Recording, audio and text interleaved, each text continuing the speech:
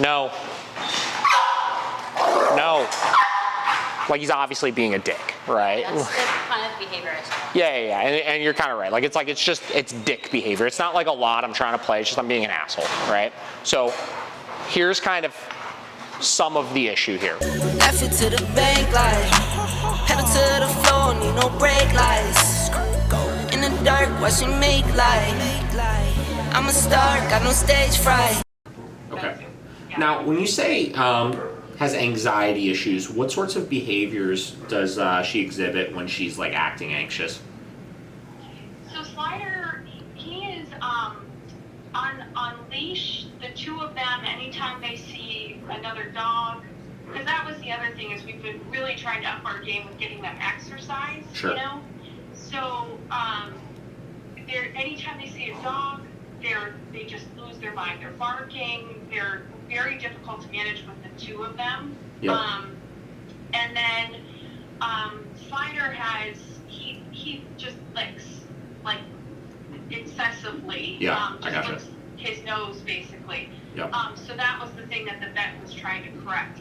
I gotcha. So we have a problem with leash. Have a problem with seeing other dogs. Mm-hmm. They go bonkers when anybody comes to the house, just kind of mentioning how we have family around now. They're just barking, running at the door, jumping on guests, that kind of a thing. Yeah. So. Okay, I gotcha. All right, so leash reactivity and then some just general anxious behaviors that you're seeing and stuff. So, okay. Yes. All right. Yeah, so in a lot of cases with this kind of stuff, as we start the training process, we get better communication and stuff like that. We're able to see them settle down a lot. I always say anxiety a lot of times is a dog looking for some sort of information from us, right?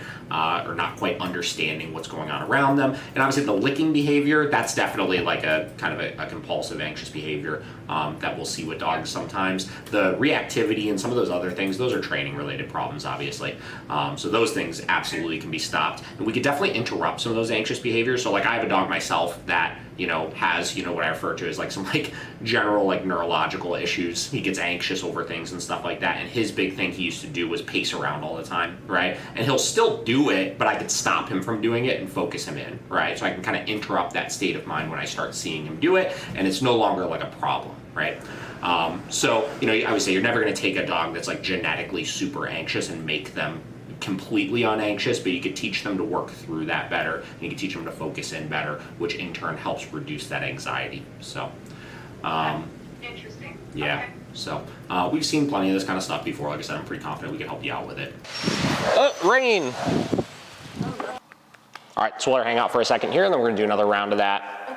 So very similar to what we saw with the prong collar initially last time, where very resistant at first, and then starting to kind of loosen up with it and understand it a little bit better. We'll see that same progression. A lot of times initially, especially if you have a dog that's pretty anxious like she is, initially it's so weird to them, and you'll notice them kind of have a little bit of a hard time taking to it or kind of be a little resistant of it and stuff initially because it's so new.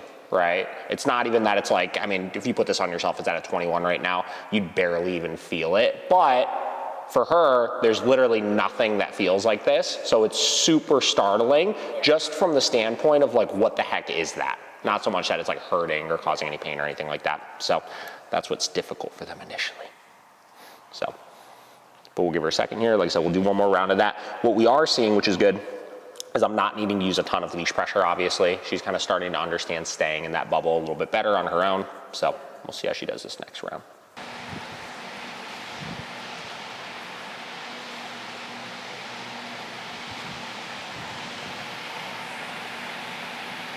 Good. Okay, perfect that time. So we'll give her a quick break here, and then I'll have you start jumping into this. Do you have any questions on that so far? I guess my question would be, when you apply the leash pressure, at the same time are you doing the collar, or Yeah. like a second after? Same time is fine. So as I make that turn, right, if she's not coming with me, actually technically the collar should come a second before the leash pressure, right? So if I'm going this way, she's going that way, I turn, she doesn't follow, I'm gonna give the tap, then the help, right? Tap, then the help. Because I wanna see that she starts responding when she feels this before I even need to give that help. That's kind of the idea here. That starts to let me know that she's understanding what it is. So, all right, whenever you want, let's give it a whirl. So nice and loose on that leash. What we're gonna be doing here additionally is we're cueing her up with a come command. So come just means obviously to stay with us. So why don't you even give her more slack on that leash? There you go. It's so funny to watch just the change in her attitude. We'll see this sometimes where the dog looks like I'm like murdering them or something when I'm working them, and then as soon as I give them back to the owner, they're just like, oh look, everything's fine. I was like, I promise I'm not doing anything to them. The goal should be that we could get her to do this basically perfectly without the need of the e-collar, right? And that means that she's understood that boundary that we set. So that's the thing with e-collars I always tell everybody, or any training tool that we're using, is if you're finding yourself needing to use it all the time, like you're doing something wrong. Like it's normal initially as we're setting that boundary, we need to tap it a lot, but you know, you can tell she's starting to learn how to avoid that so that she can kind of, you know, essentially we call it win the game, right? Beat that pressure. A lot of times right when we start the walk is where we'll find the most mistakes, and that's where we want to be the most strict about it. And that's why I can tell, like I said, where you're speeding up there, it's because she was kind of speeding up and going ahead, right? So if you say come and then start at a nice slow pace, you'll be able to focus her in a little bit easier. And that sniffing I don't mind right now as long as she stays in position. If she comes to a stop because she's doing it, we would obviously give her correction for that.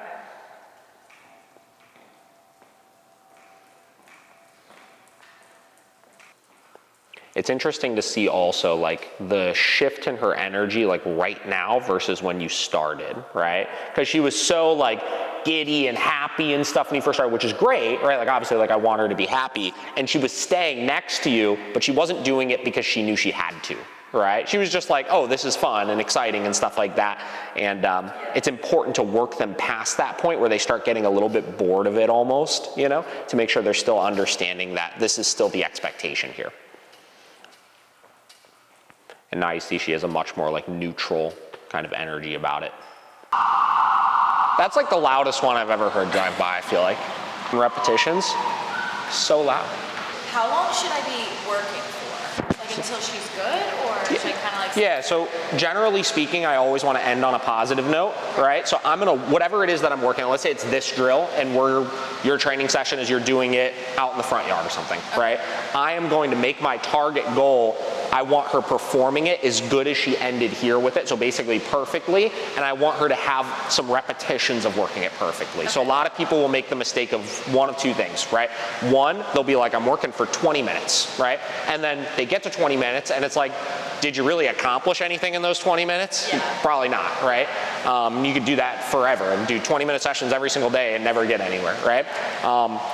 Or what they'll do is they'll work with the dog will do it one time really well, and then they're like, we're done, right? Where the learning takes place with the dog is once they figured it out and then performed it successfully a bunch of times, right? That's really where the magic happens with it, which is why we do so many freaking repetitions, like in the training sessions here, where it's like, cool, she just had a good rep, let's do it again. She had a good rep, let's do it again. Because each time she performs it successfully, that's where the confidence comes in. It's like, oh, I did it, now I'm getting more sure of myself as I'm doing it, right? And that's where it really ingrains itself. Yeah. All right, we've got Bridget here today. Tell us the kombucha flavor of the day. It's lemon berry. It tastes like a nice little lemonade fit with 9 billion living probiotics. Would you recommend it? Yeah, I would. It definitely would. It makes you healthy. Your gut health is important to dog training and training your dog. Out of 10, what would you rate it? This flavor specifically is like 9.5 out of 10. I might go as far to say 10 out of 10. So the other flavors are okay, but this lemon berry. Go Beast, go Beast, go, go, go, go, go Beast, go, go, go. Hi guys, this is Bridget with Miracle Canine Training. I'm here with our 4-week board and train graduate, Beast. He actually goes home today. And Beast came to us for some fear-related issues where he would become incredibly shut down and fearful of new situations, new people, loud sounds, children, etc. And he has come a long way in the last 4 weeks to kind of open up, refine some training skills, and form relationships with the kennel staff and the trainers here. And we're really happy to show you his progress. Good. Come. Good. Come.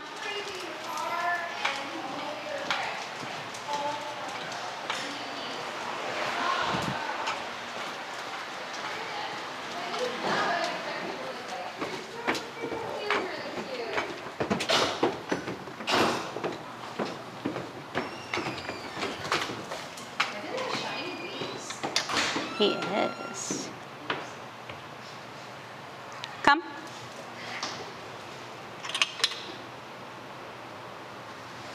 Come.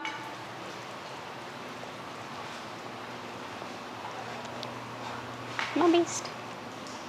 Good boy. Good boy.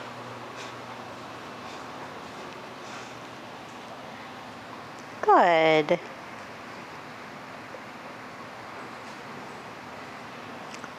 Okay.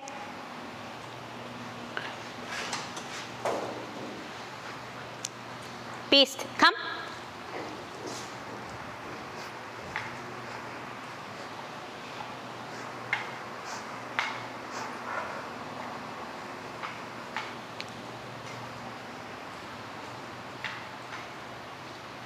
Good.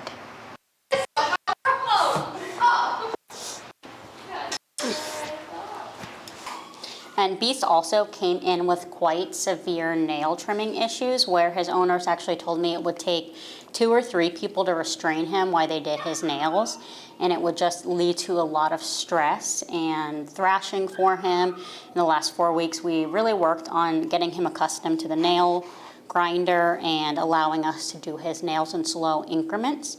But chipping away at that certainly helped build his confidence to see that it's no big deal and we can routinely do his nails now.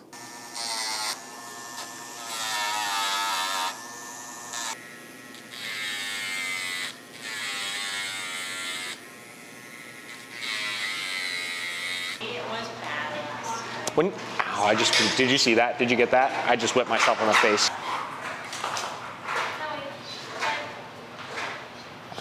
What's going on with this here? All right, let it rip.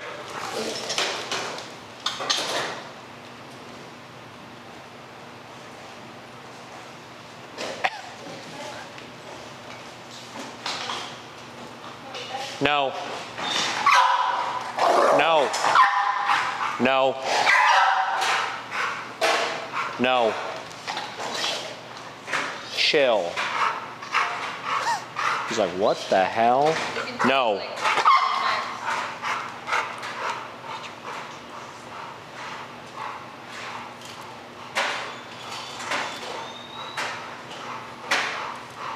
Okay.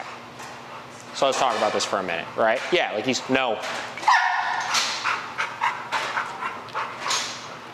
Like he's obviously being a dick, right? That's the kind of behavior I saw. Yeah. And you're kind of right. Like it's dick behavior. It's not like a lot I'm trying to play. It's just I'm being an asshole, right? So here's kind of some of the issue here, right? So he's in this new house, right? The guy's obviously nowhere near as firm on him as nowhere near as firm on him as he needs to be, obviously, right? And because of that, he's kind of back in that state of mind of I do what I want to do, when I want to do it. He's a little bit overly pushy with stuff, right? And he has very little regard for his handler, right? The reason why when he was here for his board and train, he was able to socialize with literally no problem is because before you ever socialized him, you had like a week of like, we're establishing rules, we're establishing focus, we're getting your attention on us, we're getting you into a little bit calmer and more respectful of a state of mind. So when we went to go introduce him, still in the back of his mind, he's like, I gotta listen to Bridget still, right? And that's why I noticed those first like 3 corrections I needed to give. He's like, nah, fuck this correction. Yeah. Right? He's like, I'm still going for it. And again, it's not like he's trying to attack her or anything like that. But he's like, no, like nobody tells me what not to do anymore, basically. Right? So continued following through with those corrections. And you'll notice each one that I gave, he gave a shit about more and more and more and more because he realized, oh, wait, fighting this doesn't work anymore. Right? So I chose, basically, as soon as I saw that, to focus right now not on socialization, because that's not necessarily what he needs, or I should say interaction. I want to make sure I have his complete attention in the presence of another dog right now, right? Because that's really the problem here, right? And you can see right now, his whole state of mind has changed, right? He's basically staring at you. I mean, he still doesn't really care about me because he knows you and associates you with this kind of stuff, right?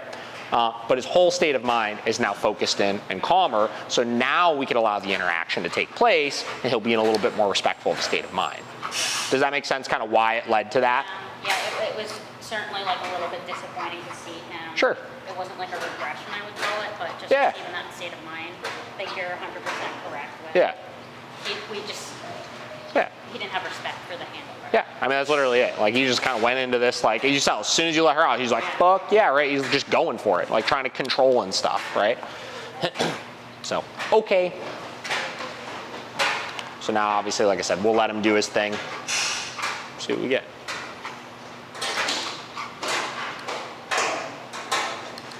You know, I talk a lot about in lessons and stuff like that when it comes to socialization, whether it's with dogs, whether it's with people. Like when I recommend that clients like go introduce their dog to other dogs and stuff, the first step before we ever do the interaction is make sure that you have control over your dog around that trigger, right? Because I always say, if I don't have complete control of my dog in the presence of the thing I want them to interact with, I have no business allowing them to interact with that thing in the first place, right?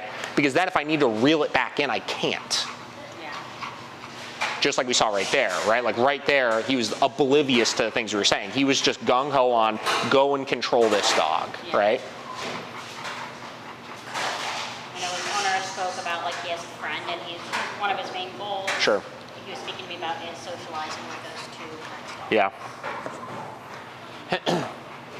Now, obviously, that's, you know, we talked about this a little bit last time, like calibrating those expectations a little bit. Like it sounds like it's like a give and take, you know what I mean? If he's gonna be looser on him about certain things, there's gonna be certain things that aren't gonna be as appropriate for him to do, you know? So maybe the first thing I do is if he wants to try to do that, get together and go for a walk, you know what I mean? Don't let him interact, but start working on getting him under control around those other dogs. And that might be a stepping stone because he may find I just can't control him around those dogs, and that highlights that's the problem that needs to be worked on then. The underground issue is that he can't be controlled around certain things that really excite him. Yeah, I mean, obviously impulse control, but specifically the trigger that you're trying to introduce them to, right? That's why we talk about, you know, when we socialize other dogs, right? You know, if we don't do our groundwork of making sure we have training and stuff like that established first, we're just going into it like fingers crossed, I hope nothing happens. Where if we make sure we have control around those things first, then allow the interaction to take place, we don't run that risk because I know I can keep them under control if something happens. Yeah. When I speak to the owner today, like I was hoping to chat with him about how Apollo did, what would you say to him? What would I what? What would you say to him about Apollo? Well, have you had, so per the last conversation that we had when I got back, we talked about like really having that conversation of like, you know, like what are like, forget like goal this, goal that, like what are you having any, are there issues? You know what I mean? And I would start with that, right? And if he says, yeah, you know, like this is actually a big problem at home, we would focus on that thing. You know, but past that, you know, I wouldn't sweat it too much. Like, I don't know, he's just here for a daycare just for the sake of it, kind of? Yeah, or? I asked him like if he was interested in coming to daycare to socialize him more. Yeah. He was really interested in that aspect Cool. of it.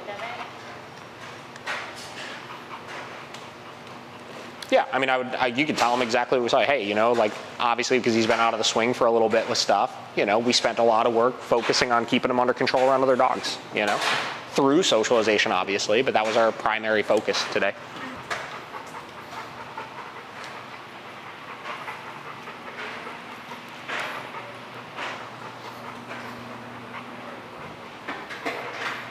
Down. Good. Now, obviously, we don't do a ton of this, but sometimes it is beneficial, obviously, to really work like those commands and proof them like in the presence of the other dogs and stuff too, if that's a bigger issue that we're having, you know? But right now, he doesn't need as much interaction. Like, he needs to be reeled back in a little bit right now.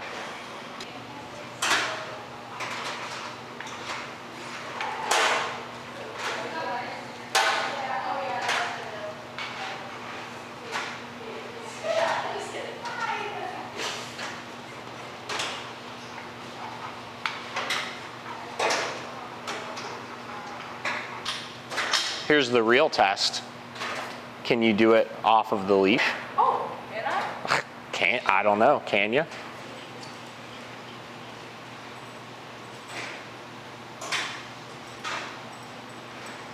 That, I mean, that stuff goes a long way, obviously. You know, working drills like that, you know, especially if you have a dog that's struggling with impulse control, so. Yeah.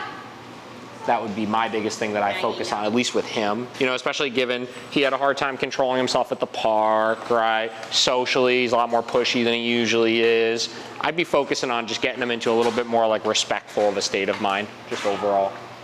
So, I think it looks good though. I think it looks good. Yeah. Yeah. Okay. Oh yeah. I mean, from when we took him out to now, I mean, that was really hard. And frankly, he did better than Maggie did there, right? Like, he did pretty good.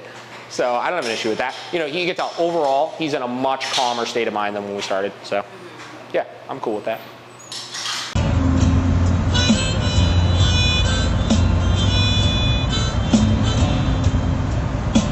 How's it going? Yeah. Well, we were really good until about a week and a half ago, 2 weeks. Yeah. And they were just in bed. I had them on opposite sides. She went after him and would not let go of him.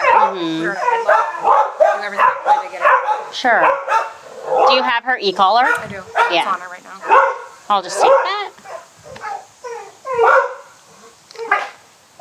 So right now I'm just going to correct for the barking that she's displaying, getting a little bit aroused. Tell me like the situation of the fight. So what happened leading up to it? Was there food involved? Anything? No, they were just in bed. They were just both in bed, sleeping. both Yeah. sleeping in the same bed? Yeah, but I had him on this side and her on this side. And she just walked up over. I don't know what, They were sparked in her. your bed? Yeah. Oh. And again, they were both sleeping. Nothing was even happening. Yeah. And she just lunged over and got him. Yeah. On the cheek and Yeah. let go. Did he have serious injuries? Yeah. You'll see some gashes on his Yeah. on the side of him because I couldn't get her off of him. Okay. I had her in a headlock and Okay. trying to was yelling at her like because I didn't know what to do at that Yeah. point. Yeah, of Scary. course. Yeah, that is really She's never scary. done that to him. Yeah. Like where she talked to him, but she's never like Yeah. we just like latched on. And Yeah. not let Go. Yeah. Did anything help to get her off, or is it just you I was physically just pulling them off? Yeah, and then I think the way I had her in the lock and I was trying to get her mouth up, I think he got free a little bit and then he ran Okay. into the. And then I took her outside. Okay. And got her away from him. Okay. Does he have any, was he trying to fight back, No, or is he he was just just yelping. the victim Yeah, there? Yeah. Okay. Yeah, he couldn't really though because she had him here, so it wasn't like he could like really even move. Okay. Okay. Yeah, that situation is very scary. Yeah. Likely, it sounds like if she was like sleeping, something startled her and she just went after him. And I did take them to the beach that day. Yeah. So I don't know if she was aroused by so much activity that was going on that might Yeah. have like led her up to just overworked or mentally. Yeah. Just I don't think necessarily like what you did that day was a cause for it. It sounds likely that there's a little bit of lack of boundaries, both dogs being on the bed and resource guarding the space. Yeah. So we have to kind of look at then I just aspects put her of on the that. ground. Like, Yeah. I have her bed on the floor. Sure, and sure. let her sleep. For the rest, I haven't put her back on there. So. How long have you had Callie for? I've had Callie for 3. It'll be I think 4 years. 4 years. No, it'll be 3 years this. And how long have you had the other dog for? He's been around for 8 years. Long time. Yeah. So they've been together for about 3 years or Yeah, so? yeah. Okay. And you said you've never had an incident between them before? Oh no, she's went after me for. She's never like I latched understand. on and then I not let go. understand. Yeah. Yeah. When was the last time you had an incident It was before I brought her to training. for training? Yeah. After that, she has not. And what was the situation in that incident, if you can remember? When she went after him. Yeah, the time before training. Was it over, I think you were mentioning to me, was it over like affection, like you were having a little party Yeah. and you were Yeah. having a cookout That's and what he it was, came yeah. up? And we were outside, and he came up the same time she was, and she. nipped I him. gotcha. Yeah. Okay. So she does get really. Mostly, it seems to be with me. Yeah. More than anything. Yeah. And did you have like frequent incidents before training? Um. How often would you say something would happen? Probably, I would say monthly. Monthly? I would have her. So fairly frequent. Yeah, enough. Yeah. And were they all similar situations like that? Yeah. Okay. Yeah. Gotcha. And you said since she's been back, this was the first time Yeah, you've had any and she sort of even, incident? like, so this gate was open and the neighbor's dog accidentally got in, and I was like, oh no. Like, Yeah. Yeah. and she went right up and just started playing Yeah. with the dog. Like, she I was, remember you telling and me I that. don't know if she was like, because she smells him through the fence, and so she was Yeah, like yeah. not Mhm. intimidated. But she did really good, and I was like, oh, this is awesome. And Yeah. then she had that little, Yeah. since then, that's the only time she's, Yeah. The positive here is right. So like since she was so good like up until this point, that typically tells me very clearly, right? So the dog typically how this progression works is the dog comes home from training, right? They're kind of focused in, right? You're on top of things, this, that, right? They're good, they're good, they're good. And then usually certain aspects of our life, whatever it may be, start getting a little bit more lax, right? And they kind of start with that progression back to making a lot more decisions on their own, starting to compete over things a little bit more, us not having as much control over those resources as we may need, and then it turns into an incident. And though, you know, obviously you said this is the first time she really like grabbed on like that, that's kind of, I mean, it typically progresses to you. Yeah. You know what I mean? Like Right. that's not so like out of left field that Yeah. it's like, oh my god, this is different. This is the same thing as everything else before. It's probably just the way that you grab them, and then the fact that you're right there start pulling apart. And then you know, with any dog, when you're trying to pull them away when they're trying to fight, they just want to grab on more. You know what I mean? It's just it gets messy obviously quickly. So you know, right off the rip, obviously, all the reactivity and stuff like that, things outside, that's all gotta stop. You know, it's just. You know, you look at them getting into that like defensive, adrenalized state of mind, like over just people outside, or I don't know if they do it toward the animals and stuff like that too. But that all kind of, it's those little things that as we allow those things, for as much as like maybe the barking doesn't bother us or this or that, when we allow so much of that kind of stuff, they slowly start getting back into that state of mind of again, when they don't like something, acting defensively towards it, which is the reason why it's important to stop a lot of that, right? Yeah, and she was doing good. She would even, like if I took her on a walk and a dog would be coming, and it was close to her, she would almost ignore it. Like she would turn her head, like she knew, like I don't want this, so I'm just gonna pretend like it's not even there. Yeah. You know? Good. And I was one of the issues like dog reactivity and stuff Yeah. before. So obviously, you know, that's great that was good, and we see that a lot where most owners when they go out on the walk, they're way more on top of it because like that was a big problem, right? Outside, it's obviously much more concerning if we're trying to walk past a dog and she's freaking out and stuff. But we'll let some of those similar behaviors, because this is the same thing as the dog reactivity, right? She's just not on a leash. Right. The barrier in this case is the door, you know what I mean, or the windows and stuff like that. But we'll let it slide in here because it's like it's not a big deal. Like the person's just walking by, she barks, they go away. You know what I mean? Yeah. But obviously, it's just as important to get on that kind of stuff. Right. You know, as far as the other dog is concerned, in a perfect world, we'd stop it with both of them, you know, and I would definitely recommend maybe trying to discourage a little bit with the other dog. But regardless of what the other dog is doing, still hold Callie to that standard. Right. Like, well, regardless of what you're doing, you're still not allowed to do this right now. Yeah. Right? So, additionally, you know, and like I said, that's probably what led to, like I said, the incident happening in the first place. Past that, you know, you look at like multi-dog household management. So it's pretty windy out today. Yeah, it is. Multi-dog household management. Like I have 4 dogs, right? And there's just things when you have multiple dogs that you just can do and you can't do. You know what I mean? So like one big rule that I have with all of my dogs forever for the end of time is I have complete control over any sort of resources, meaning food, toys, affection, right? So if there's food out, right, I make sure that I'm heavily monitoring the situation.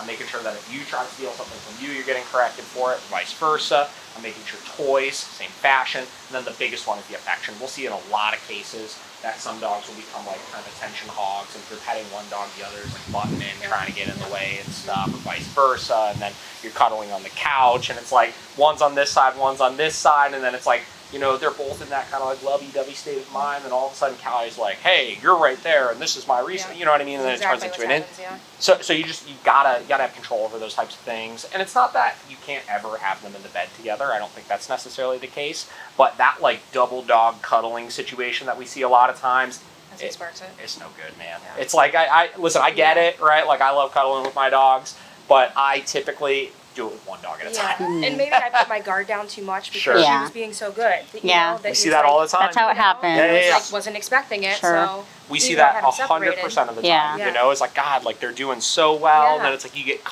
comfortable. got close. Yeah. They got super close after I brought her home. I know. Yeah. Because she I know. wasn't being I know. attacking him. So Yeah. Sure. I get it. and you then know? I also notice and I correct him when he does, he'll just deliberately like go eat her food. Mhm. Like when she's sitting there, like he just does like spiteful Yeah. things. I'm like, JMO, stop it. Yeah.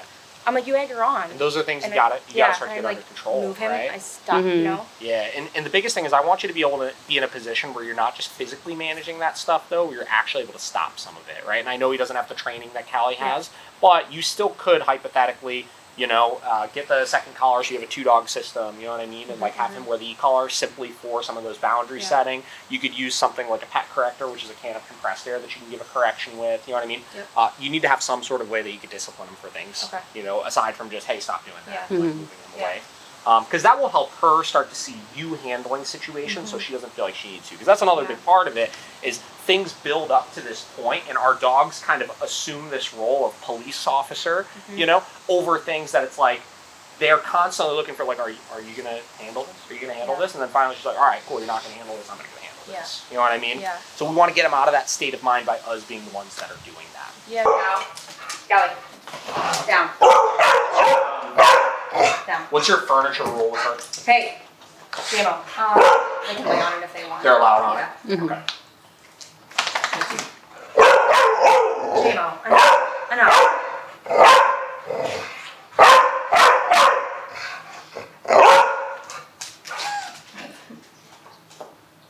Callie, you're just having a ball.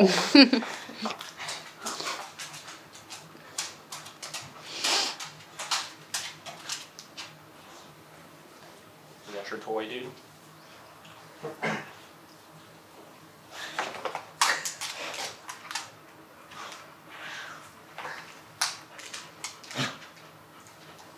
Alright, so in a second here, what I'm going to do is I'm going to kind of interact with him for a minute, and I want to see what she does when I go to do that. If she tries to butt herself over, or if she just ignores it. Hi, buddy.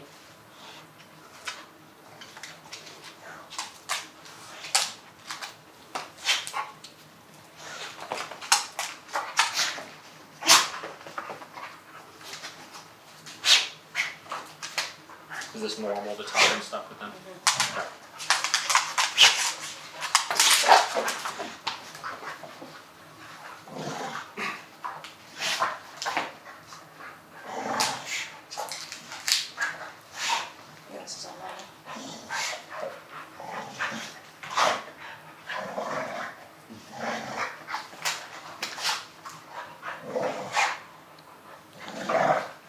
Alright, so what I want you to do in a second here is I want you to disengage her from that. So you're going to give like a come command, and I want to see how quick she is to respond to it. And if she doesn't, I want you to give your correction for it. You can wait till she gets back at it. It's like she heard me.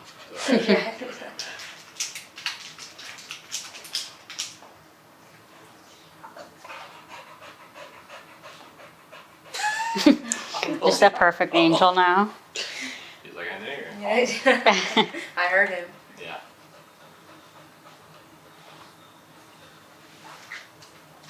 Okay, it's the same deal. Let's see what she does if I go and sit down. No. She gave a tap on her.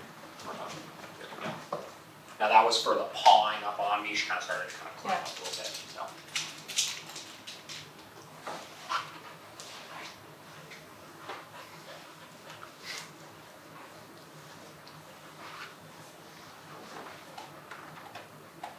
Callie.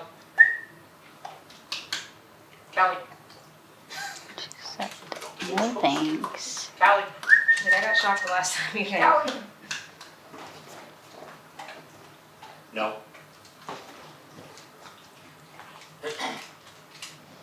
Now again, it's not her coming over that's the problem or anything, but she's got to control it a little bit when it comes to some of that. Okay. So those are those kind of like almost like controlling-ish behaviors that sometimes we'll do, not even maliciously, you know, towards people, but she starts learning she can kind of climb all over you and stuff like that. Yeah. That's where it's again her starting to see the people a little bit more as a resource and something that's like hers to do what she wants to. Okay.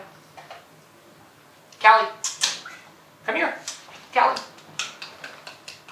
There you go. That's better.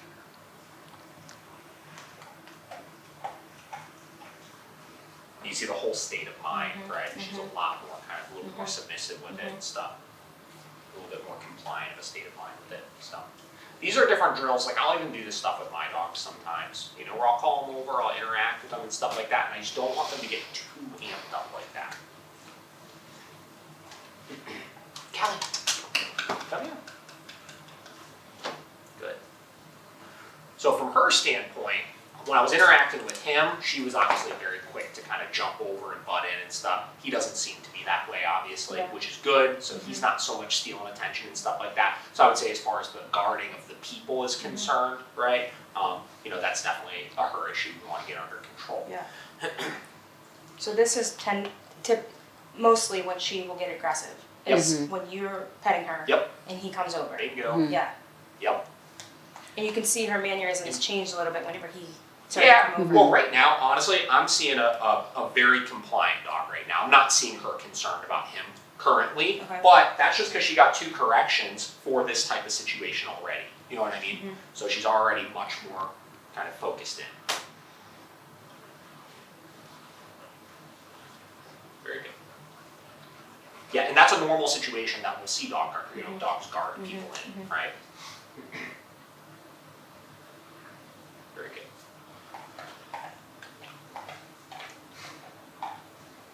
Okay, so what we're going to do here next is we're going to run that same drill, but I'm going to have Bridget do it, and we'll see if we notice anything different.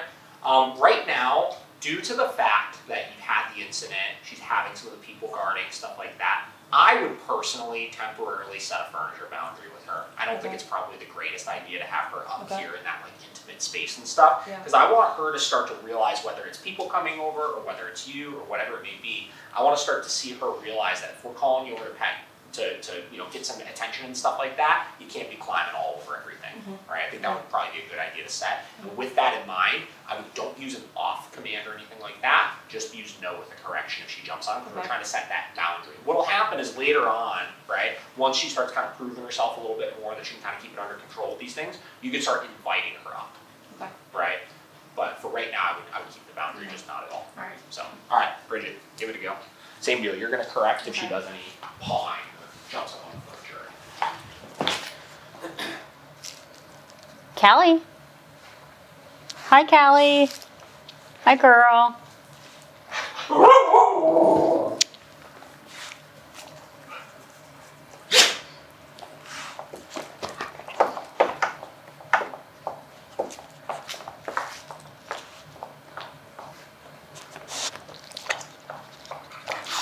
Thank you.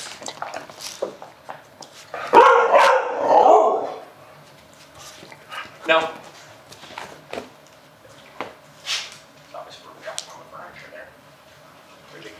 Callie. Callie. Hi, Callie. Callie, come here. Hi, Callie. Come here. No.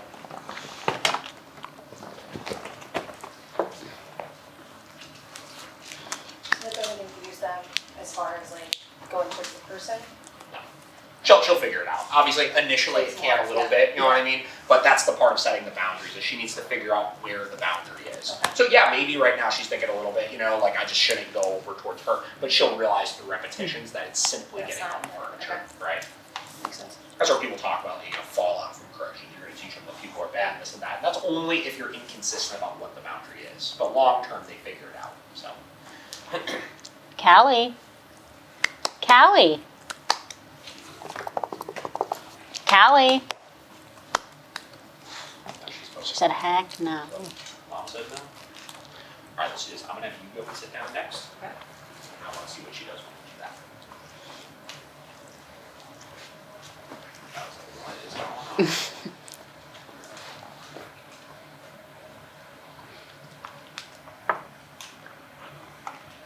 Nice.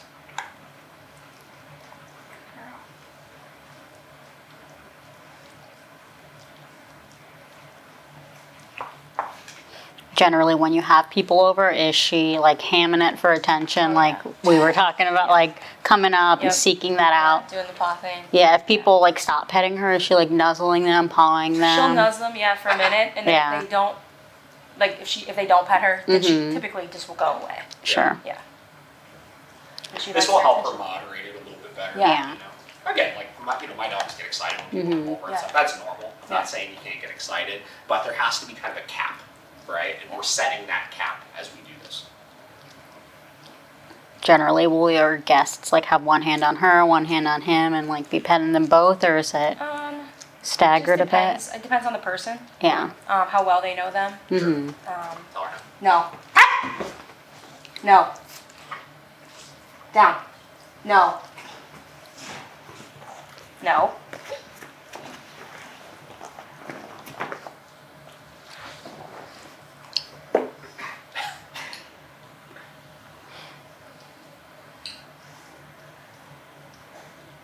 Yeah, this is, like I said, this is really a lot of the issue right now. You know, is there's just too much, especially in association with the furniture and stuff like that. There's just a little too much of her doing what she wants to do with it. Okay. You know, so setting that boundary is going to help you quite a bit. Additionally, I would definitely be focused on trying to set some boundaries with him, which is some of the Yeah, barking and stuff. I was thinking the same thing. Yeah. I feel like I don't care about the furniture with him, frankly. You know what I mean? Like, if you want to let him still stay on there, I got no issue with that. But some of that demand barking and stuff you're seeing, or just I don't like looking for that. attention. It bothers me so much that Mhm. he does that. I would get like, that it's just under so control, for sure. frustrating. Yeah. More boundaries as a whole in the house is what I'm seeing the issue is, right? So just getting that state of mind of just making those adjustments, being a little bit more firm on the things that you're currently not, right? And starting to chip away at those issues, and you'll keep her in just a much more compliant state of mind in the house, just all in all. So just always in your mind, right? Like, and this is a forever. I do this with my dogs to this day. Like I said, it's just be aware of resources. You know what I mean? Resources with any dog, no matter how long they've known each other, no matter how well behaved they are, stuff like that. Resources always will create some competition. Okay. You know what I mean? Yeah. So you have to be mindful of them, right? And make sure that you're the one in control of the resources, not the dogs, right? Yeah. And the affection seems like the problematic one, which is why you've got to be the one that takes back control over the affection side of things. Okay. Because I get it, we love our dogs, we want to cuddle with them, we want to do all those types of things with them. You absolutely can do those things, but we want to make sure that we're soliciting those things, not the dogs, Okay. right? Yeah, and I'm gonna get with you too, Bridget, to get J-Lo. I think Yeah. that's a good idea. Yeah. So, Be nice to get them in and get them on board. yeah.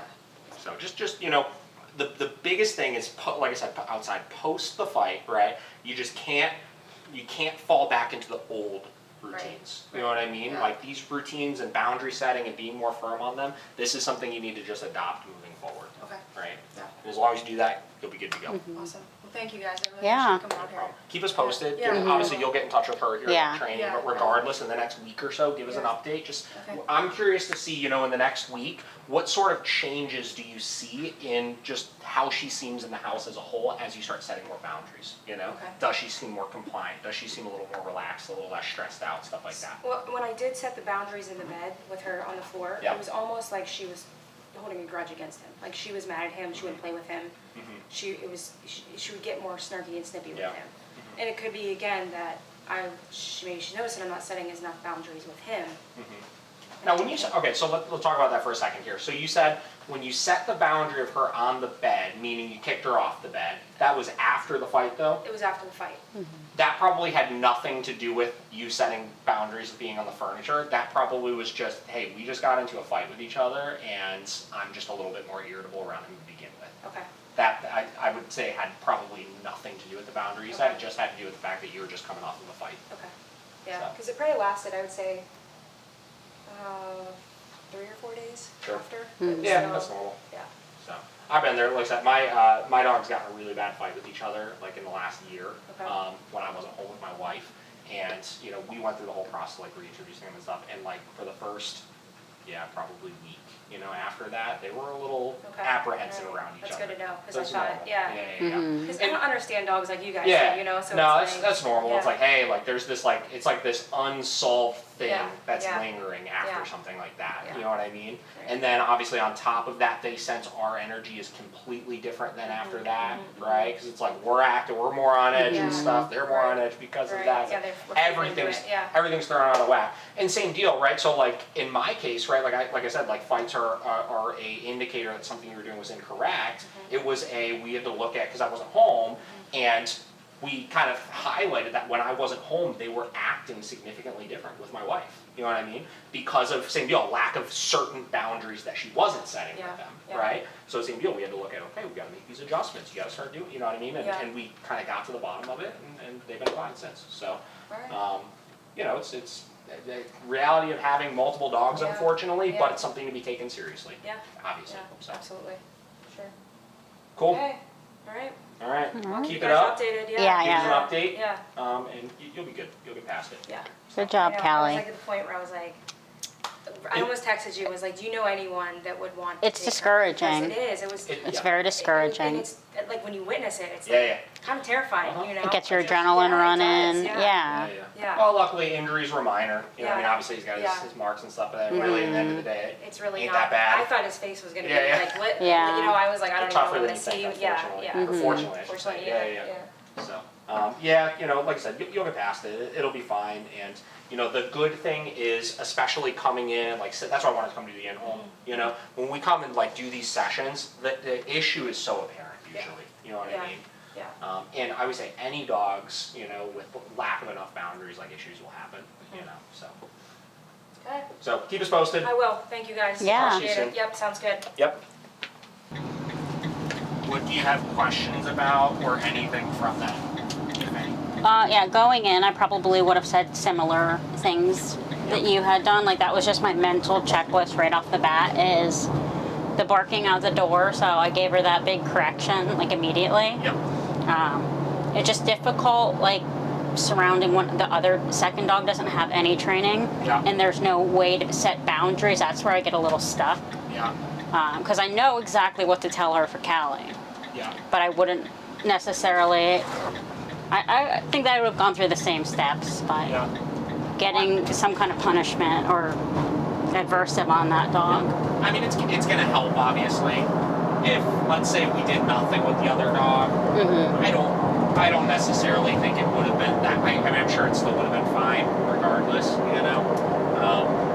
I think sometimes when they have separate rules and boundaries and stuff Yeah. like that, it gets easy to slip back into like allowing the trained dog to start doing some of the things the untrained Yeah, dog does. yeah. So I think it's just harder for the owner more than anything with those things. Yeah. But yeah, right away it was just apparent there weren't enough rules. You Sure. know? That's why I said we're not even going to work a single command here. Like this is a matter of you starting to just like chip away and stop some of this stuff that the dog is doing. So the barking, the furniture. And then as far as like you were asking at the beginning, you were asking like a lot of questions about like the fight itself. Yeah, like, yeah. That was pretty irrelevant, you know, like at that point like that the fight wasn't the problem, right? Everything leading up to it was kind of the issue. Yeah. So going into a situation like that again would just be like immediately addressing the things that I'm seeing within the first couple minutes. We need to know what happened, right? But past that, all right, cool. We have a you know, like as soon as she said it, she's like, we were laying on the bed, they were sleeping, and like, you know, it's like as soon as she said it, it's like, okay, well, this is obviously just like a guarding issue, right? Yeah. And it's obviously they're feeling a little too comfortable doing what they want to do on the furniture, and you know, coming and getting the affection whenever they want, and all that kind of stuff.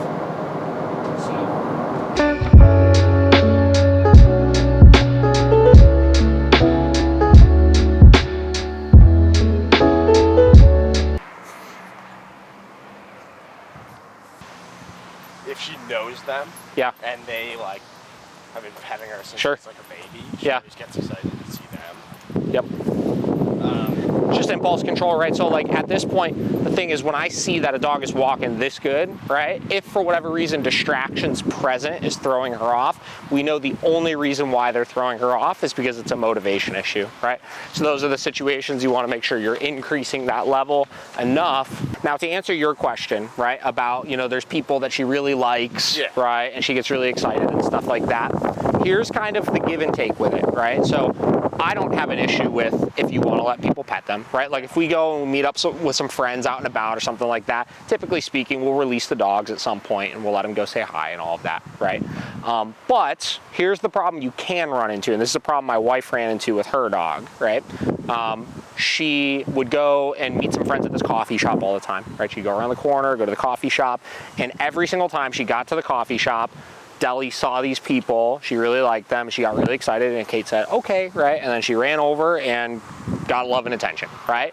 What happened is over time, because she did that every single time she saw these people, as soon as Deli got to this coffee shop and saw the people waiting outside, she would just dart towards them, right? Because she knew she was gonna release her in a second, right? So obviously she's breaking command. We would wanna correct her for it, but to try to be as fair as possible, what we wanna do is we wanna make sure that we are reducing a little bit of the arousal as well. So instead of every single time letting her go over there, so she's just building up this conditioned association of get pumped up, get pumped up, get pumped up, sometimes when we go, you're not gonna say hi, and you're just gonna kind of mind your P's and Q's and chill out and stuff like that. And then other times we'll let you say hi, right? So we break that pattern a little bit.